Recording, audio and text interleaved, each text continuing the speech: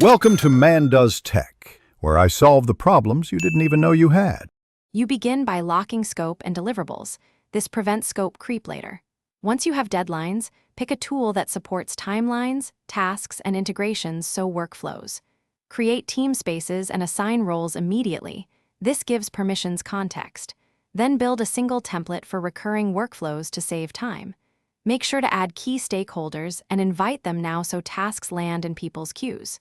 This quick, structured start moves you from planning to execution without a long setup pause. Once your template exists, create task hierarchies, tasks, subtasks, milestones, so nothing is hidden. Assign owners and set realistic due dates. You want clear accountability. Add dependencies and priorities so sequencing is visible, and map those to a Gantt or Kanban board for different views. Then wire up automations for recurring work and connect calendar and storage to reduce duplicate steps. Make sure notifications are tuned so people get necessary alerts without noise. Good signals keep teams moving efficiently. You finish by running short review sessions, updating statuses, and closing blockers so deliverables can be validated.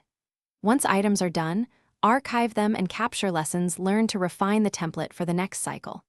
Make sure retrospectives feed concrete changes into workflow and automation rules. If something breaks, syncs stop or tasks disappear. First check permissions and integration health, then inspect API rate limits and webhook logs. Resolving those typical issues restores flow quickly and prevents repeated interruptions. Thanks for watching. If you found this helpful, don't forget to like and subscribe.